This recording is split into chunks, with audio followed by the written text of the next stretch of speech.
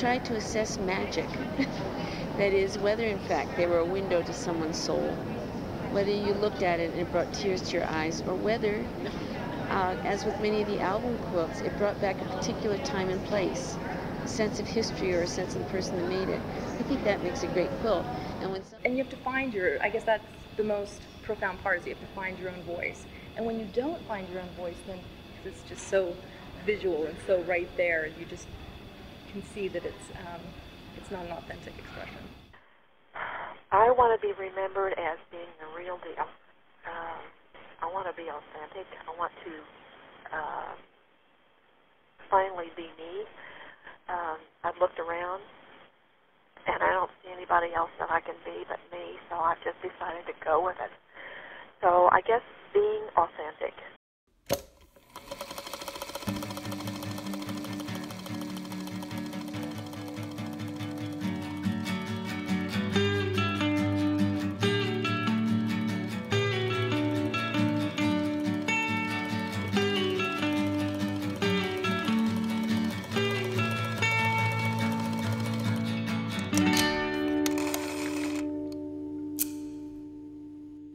Hello and welcome to the latest episode of Running Stitch, a QSOS podcast, where we listen back to excerpts of oral history interviews with quilt makers and invite past interviewees and other quilt experts to come back and reflect on them.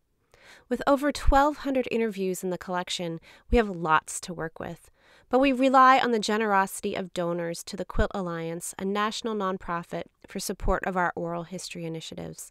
With our partner, the Louis B. Nunn Center for Oral History at the University of Kentucky Libraries, the Quilt Alliance volunteers are helping index each interview, making the audio searchable at qsos.quiltalliance.org. As part of my formal education, I studied American decorative arts from a connoisseurship perspective, memorizing the design elements of various geographic areas and time periods. It became easy to imagine the aesthetic changes as a march of styles across time, with some objects deemed more excellent than others due to date, quality of craftsmanship, condition, place of manufacture, and so forth. But the element of connoisseurship that spoke to me the most was the most subjective one, coined by the great scholar of American decorative arts and expert on pewter, Charles Montgomery. In addition to the formal and seemingly scientific ways in which he evaluated objects, he encouraged students of objects to ask, does it sing?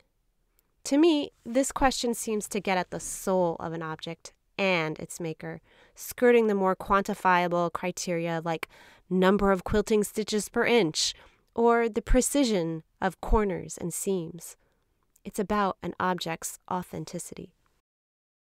Today's guest, Denyse Schmidt, thinks a lot about this type of authenticity when it comes to quilts and to the fabric she designs. And it's this abstract form of authenticity, not, for example, whether the colors or designs are, quote, accurate reproductions of some bygone era, but whether they sing in a sort of timeless way. In her 2012 interview with Denyse at Quilters Take Manhattan, Meg Cox referred to her as the godmother of modern quilting. Interestingly, Denyse didn't set out to form a movement or a aesthetic form, but what she did do, she turned to historic sources, cultivating this genuine simplicity in the objects she made, often inspired by scrap quilts. And she also designed fabric lines that similarly share this distinct feel. And she was indeed doing these things well before the emergence of the modern quilt movement, which similarly looked to historical 20th century quilt-making traditions as well as to mid-century design. Denyse's quilts, patterns, and fabric lines, whether custom-made, quilted by Amish women, adapted by home crafters, or manufactured for a mass market, spoke to these ideas before they were even codified as modern quilting. The Modern Quilt Guild, the largest organization devoted to this movement, refers in its own history to, quote, the defining event occurred in 1998 when Martha Stewart Living featured Denyse Schmidt calling her quilts a, quote, chic modernist aesthetic. For many quilters in the early days of the movement, this was a key inspirational moment, end quote. In addition to being an inspiration to many, Denyse Schmidt is the designer of numerous patterns and fabrics, the author of Denyse Schmidt Modern Quilts, Traditional Inspiration, and Denyse Schmidt Quilts. We'll end our conversation discussing her new fabric line, 5 and 10, which will be released in June of 2021. But first, let's listen to Denyse describe in her 2012 interview what initially drew her to quilt making. I always made things when I was growing up. I had a dollhouse and I made little needlepoint rugs. I might have made a quilt for the dollhouse. I made curtains and all kinds of things, but I don't remember. It wasn't until I was in my 20s that I made my first quilt. And actually, it was before I went to RISD. I started messing around. I got really interested in crazy quilts and the whole embellishment thing. And I was taking a drawing class and incorporating kind of that feeling of, using pieces of fabric and stitchery to add to the drawings. And then it was when I was at Rhode Island School of Design, I started looking at historical quilts more. And then after I graduated and I moved to Connecticut, and I didn't have a network of friends there yet, and I was working as a graphic designer, and it was kind of a very mass market, mind-numbing job, and I became an expert in Barbie pink. And I was making a quilt for a friend, and it was a simple 9-patch. I got really interested in all the stories of quilt makers and how, how accurate it is or not, but that those stories of women coming together and the community and the whole barn raising idea, I was longing for my own community, and all my friends were kind of far away. And I think I kind of latched on to that idea of quilt making, plus at the time I got really interested in old-timey music like Appalachian string band music, and it had, to me, kind of had the same resonance of people coming together, rolling up, and you didn't have to be great at it. And I think the quilts that I kind of fell in love with, they weren't about matching corners and being precise. There was a beautiful kind of happenstance and accidental quality in some cases to them. And so I kind of fell in love with all of that. And then I was making a quilt as a gift for a friend, and I think having a tangible record of the amount of time that I spent hand quilting, here's 3 hours. And so it had this graphic quality, it had a tactile and textural quality, plus, the bits of fabric. My mother, I'm one of the youngest of 4 kids, and both my parents had careers, but they were very handy makers of things, and my mother sewed all our clothes, and I grew up in central Massachusetts, and we used to go to all the mill stores and stuff. So to me, the whole, collecting fabric was very connected to, my mom and being with her. And so that, to make a quilt that sort of combined all of these things, to me, seemed really magical. Listeners to Running Stitch will recall that one of the questions we typically ask in the Quilters SOS Save Our Stories interviews is, what makes a great quilt? Meg Cox asked Denyse this question in 2012. Let's listen to her response. Well, if it's something, that everybody's going to respond to different things and have different ideas about what a great quilt is. For me, it's one that makes me kind of stop and pay attention. And it can be, I love everything from, a quilt at the flea market that's just got 800 million prints in it and tiny little patches, to something, that's really simple, or like a whole cloth quilt. And so it really, I don't know, those kind of absolute questions are kind of hard for me. But something that is authentic in and of itself, it has an honesty. Whether it's a quilt or anything else, there's a quality to it that it's not trying to be anything bigger or less. It just has this particular quality that to me feels like it's authentic in itself, and that's something that I respond to. Denyse Schmidt, welcome to Running Stitch. I'd like to start off asking you a variation of the question we usually ask about what makes a great quilt. What makes a quilt authentic? To me, it's just a quilt that feels that it's not trying to be, it's authentic to the maker and to what it is. So there's a sense that I get when looking at something that I can, would label or consider authentic, that it feels like it's not trying to be something other than what it is, so and I guess it's a hard thing to describe or to translate. What do I mean by that exactly? And I think it just, for me, there's just sort of an innate sense. You can kind of tell that it's what comes out of them naturally, rather than they're not striving to be beyond what their skill level is. They're not necessarily copying somebody, or if they are, at least it's ending up true to who they are. So I'm not sure how to exactly describe what I mean by that, but to me, it's just a feeling of something that's comfortable in its skin. You can describe a person like that there's a level of confidence or comfort with who they are and where they are, at that particular time. Can you think of an example of a quilt you've encountered that sort of fits this idea of authenticity to you? Well, I think of the quilts that Roderick Kirakoff has in his collection. So many of them are, unfortunately, weren't identified.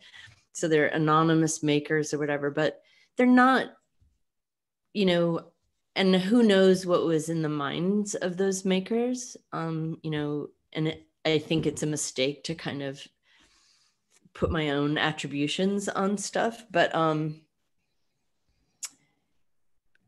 I just get the sense that nobody was trying to impress. With some of them, it feels like they're using what they have on hand with the skill level that they have.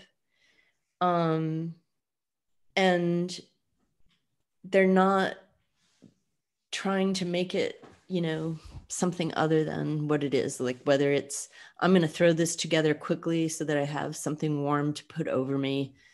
And it has that sort of feeling that, it can still be really beautiful, but it doesn't feel like it was somebody spent a lot of time arranging and rearranging. There's probably some happy accidents of how things have landed next to each other. And it's just like, when I think about the stuff that I'm attracted to out in the world, it's a lot of stuff that's kind of accidental. So there's this sense that, nobody's put and more time into it, thinking about how things are juxtaposed than it warrants. And I do think, one thing when I get myself all tangled up in making a quilt, and you're stuck, and it doesn't happen that often anymore that I'm making something that isn't a commission, so I know where it's headed, but where I'm really experimenting. But if I were doing that, and those times where you get yourself kind of wound up, like, should it be like this? Should it be like that? Should it be like this? Should it be like that? You can just make yourself nuts thinking about those things. And really, it doesn't matter. I think, is what I've kind of come down to in the end. Just choose one, and then that's what it is. and there's always another opportunity to make another quilt and to try out that other, you know, juxtaposition of things or perspective or whatever. So I guess I equate it with a level of not, you know, confidence. I don't know. Lately, I'm not feeling very confident about anything. So I don't know whether it's confidence or, you know, just an acceptance of this is one version right now, and it's fine just the way it is. And that, you know, sort of ability to let it be what it is right now, to me, has a level of authenticity or honesty about where you are as a maker, what materials you have on hand. So how do you translate some of these ideas about authenticity and letting an object be what it is, and kind of skipping some of that excessive fussing over the decisions? How do you translate that into the business aspects of your quilt life? Like when you're designing quilts that will become patterns, or you're designing fabric lines, how do you make those feel authentic? And I say, as a quilt consumer, your products, your designs do feel authentic. How do you make something that is, in essence, kind of pseudo mass produced be authentic? Well, that's a good question. And I'm glad that they seem that way. And I think it's because, I don't know. I think in the end, it's just, you know, if I like something and if it makes sense to me, and that, you know, if I trust that gets it there. And it's, maybe it's just that, you know, I'm operating on such a small level, you know, like I'm making every decision for better or worse. And I think if it, you know, if I had a bigger operation where I had to outsource more of that decision making, I think it would be much harder to adhere to, you know, my vision of things. So, how do you think authenticity is important to your business? Well, it's all I can be. You know, it's like I can't be something other than what I am. And or it just doesn't feel right. It doesn't ring true. And I guess, you know, that it's sort of hard to believe that, you know, everything that I've created and put out there over the years has that through line. When I do stop and look back, I see it. And I guess, you know, that creates a level of consistency, of dependability. So people, you know, as a business, you want people to think, oh, I'm going to buy her pattern because I know I'm going to like it, or, you know, the instructions are going to be good, or the quilts that we make, you know, I'm very picky about the details, especially, you know, the simpler something is, the more important the details are. And I drive people crazy with that, but I think it really matters that each piece, no matter how spare or, you know, the overall is, that each detail is well considered and well crafted, well constructed.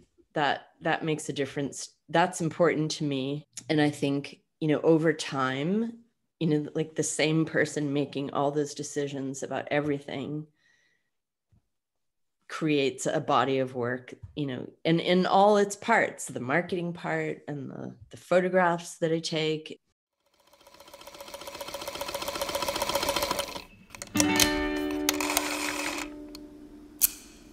Let's listen back to Denyse's 2012 interview in which she described her studio space. I think having grown up in central Massachusetts, which, you know, is an old, there's a lot of textile manufacturing and manufacturing in general, and like so many of those cities where I am now, Bridgeport, Connecticut, was an old manufacturing city that kind of fell on hard times. So I've always been drawn to these places that have these empty buildings. It feels like there's so much possibility there, whether it's true or not. So my studio is in this old, it's a factory building, and they used to make lace trims there. It was called American Fabrics. So it seems appropriate that our space is there. And we have, it's great light, really high ceilings. And there's a great group of other artists and designers in the building, which makes it really nice. And having been a graphic designer, I learned graphic design at the time when the Apple computer was becoming integral to that, and so I was very well versed in the software, the graphic, like Illustrator and stuff. So I still use that for designing my quilts and drawing my fabric, and so of course I have computers. But other than that, I have a really old Brother Industrial, and I like things to be simple. I don't like to, I don't have, especially as a quilter, it's embarrassing, but I never really, I was pretty much self-taught. I always, had some books that I might have looked at the pictures, but I never really read. And I shouldn't admit that out loud, but it's true. And so I'm sure that I don't, maybe like in my own books, I tell how to do things in the most roundabout or laborious way, but it's just, that's how I do it, or how I learned, or, as, like, from whatever angle I'm coming at it. So let's talk a little more about your studio space. Describe the space and tell us how that sense of place impacts your work or your creative process. Well, it's my studio. The building that I've been in since 2006 is called the American Fabrics Building, and it was built around the turn of the century, the same time as my house, a little later, and they made lace trims there. So it's a big, I don't know how many total square feet it is, but it's 4 stories. 16-foot ceilings, so really high ceilings, which accommodated back then the kind of equipment with the big pulleys and stuff that they needed. And when we all moved into this building, we had been in a Remington Arms building where they made ammunition. So that had a different kind of vibe, and it's much better to be in a building that made lace trims. But we all got kicked out of there, and so a bunch of studios moved en masse to this other place. And when we first came, each floor was completely open. It hadn't been divided up. So it was amazing to see it in the condition, really, that it would have been at the time when they were making the trims there, because it's just a huge open, maybe each floor is about 8,000 square feet. So really big windows, lots of natural light, and I do love the community there, and the history of the building. I'm a little bit over, and I have been for some years now, over the the dirt that comes in through the leaky old windows, how cold it can be. And all of that stuff. I love being associated with that heyday of manufacturing in this country, and because I grew up in Massachusetts, central Massachusetts, and every town made something. Like, you drive around, and it's not manufacturing on the scale of giant smokestacks, but it was. Each small town had some kind of a mill, and it might not have been a textile mill, but, it was on this kind of small scale. It would be on a river. There would be the factory housing, which was either triple decker or those like side-by-side duplex kind of things. and it was all built, around the same era, turn of the century. And some of it was older. And it was just so much a part of the fabric, really, of my landscape growing up. Like, you just drove around and the red brick factories were everywhere. So I guess, it's so deeply ingrained in me, this sense of, and back then I didn't really think about it much. Some of the buildings were repurposed for other things. Some of them, unfortunately, get torn down. And I guess when I ended up here in Connecticut and I started exploring more, around Bridgeport, and seeing these remnants of, they used to make Singer sewing machines here, and there were a lot of corset factories and stuff like that. And I just love those vestiges of manufacturing. And it's easy to romanticize it, in terms of like, oh, it gave women opportunities, to be working in it. It wasn't all pretty and it wasn't always good, but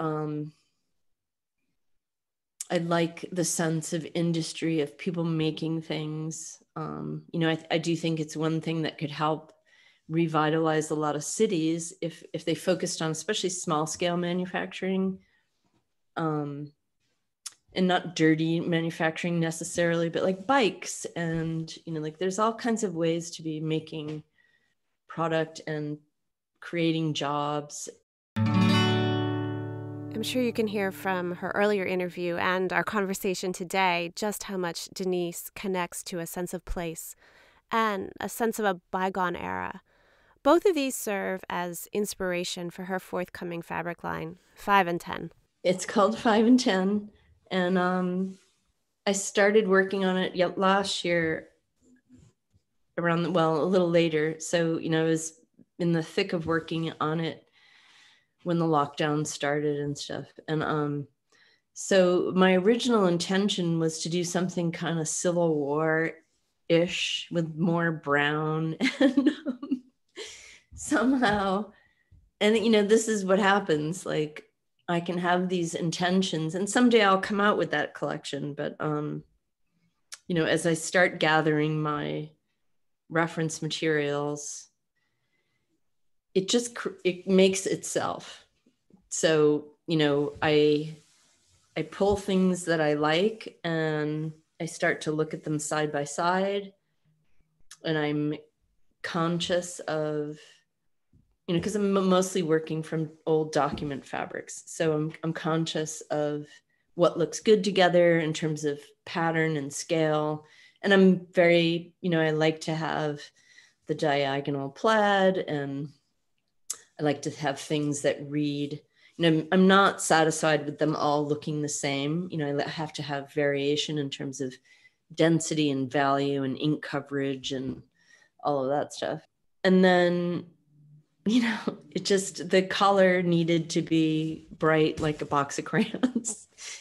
And I think part of that was what was happening in the world, and I couldn't deal with any more darkness. And also just listening to the collection itself, like they will tell you, these individual pieces of fabric will tell you, what they need to be. This ended up being bright and crayony, much more primary than I ever work, but I'm really happy with it. And it's not like I started out saying, it's going to be called 5 and 10 and, it's going to be based on this store. It starts with the fabrics themselves, and then the story comes together from that. And so the colors and the patterns made me think of the store, or this idea, it's specific, but it's not specific too. So it becomes bigger than, it's like I base it on actual history, my personal history, but it's also partly made up. And then it becomes it has its own life. And it's really fun for me to sort of invent the whole thing around it. And then to realize how all these other things fall into place. So I've been having a lot of fun lately, just finding old photographs of, growing up in the summertime on the beach. But this 5 and 10 that was near where we grew up, in the summers, my mother worked in education. And from the time I was born until, through college, through high school, we had a trailer on the beach in Dennisport, Massachusetts. And it was the simplest kind of summer living. We never had shoes or like clothes, summer clothes, because we were in our bathing suits the whole time. We never went anywhere because there was always too much traffic. And, we just stayed in this one place on the beach. And we would go to the 5 and 10, which was near the Leaning Tower of Pizza. And it was, it was like the greatest place that you could be. You could go in barefoot. It had a cement floor and big garage doors that opened it. It was just full of stuff, all the things that you needed. And I loved all those old, and I think a lot of it was dead stock, like aprons and kitchen things. It was from another era, even back then, because they would just keep the same stock every summer. I'm sure they brought in new stuff. And all the rafts and beach toys and so it all fell into place as I started thinking about all of that. And the comic books, we would get, my mother let us in the summertime have comic books, and that whole palette and the smell of the ink on the newsprint. And anyway, all the candy, I was obsessed with the candy even then. But so the palette of the collection, the prints themselves, all of that sort of becomes this whole story of my childhood summers on Cape Cod. That's really lovely. Mm. It reminds me of the variety store in my small hometown in Indiana, which happens to be the first quilt I made when I was a teenager. They still had a little fabric section at GL Perry's, and I remember picking out all the fabrics at this variety store, and I can picture, clearly wasn't at the beach, but I can picture all of that stuff. Like every department of household stuff, plus toys, games, and fabric. This one didn't have fabric, but I've noticed a few people, and and that's the best part, is that I think, maybe that's the thing about authenticity, is like when you are telling your own story and it's, like, this happened to me, other people can relate to it. And I guess that's the magic of it, is that, in some way it touches other people and reminds them of something that they're experiencing now or experienced, at another time. And there's a connection there that's real. Yeah. And we'll post a link to Denyse's lookbook for this line on the episode page. So be sure to check it out. It's so fun. And I'm glad you went with those primary colors. It's really uplifting in these dark days. So yeah, it worked. I think we all need it right now. So during this time of COVID, I like to ask our guests what they have been doing to maintain sanity and how they are adapting in general. So I did spend a lot of time this year thinking about, what do I really want? I don't have any answers, but, certainly for a lot of people, the pandemic has really shifted their thinking about like what's important, how do you want to be spending your time, and what's possible, like the idea that we don't really have to travel to teach or to connect with people anymore is sort of huge.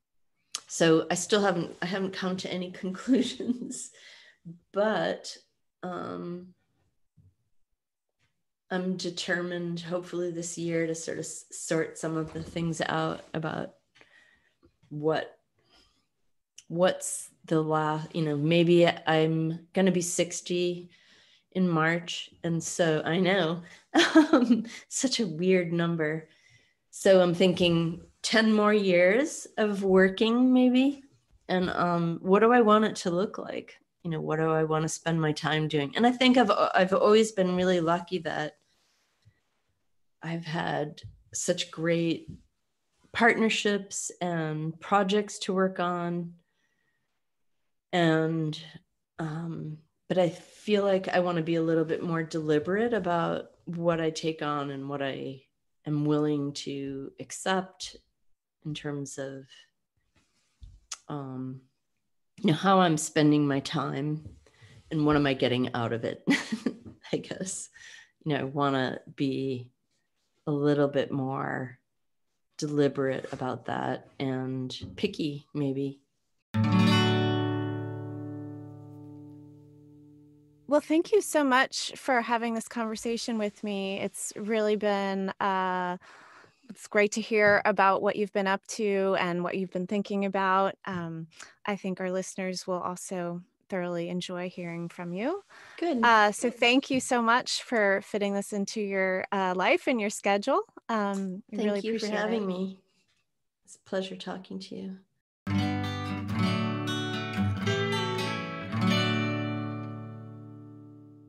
Running Stitch, a QSOS podcast, is a project of the Quilt Alliance, a member-supported national nonprofit dedicated to documenting, preserving, and sharing the stories of quilts and quilt makers. Running Stitch is hosted and written by me, Janniken Smucker, and I serve as co-producer with QSOS project manager Emma Parker, with support from Quilt Alliance Executive Director Amy Milne. This podcast is generously funded by the Robert and Artist James Foundation. QSOS oral history interviews are archived with our partners, the Louis B. Nunn Center for Oral History at the University of Kentucky Libraries and at the Library of Congress American Folklife Center. You can listen to full interviews and see photos of quilts at our website, qsos.quiltalliance.org.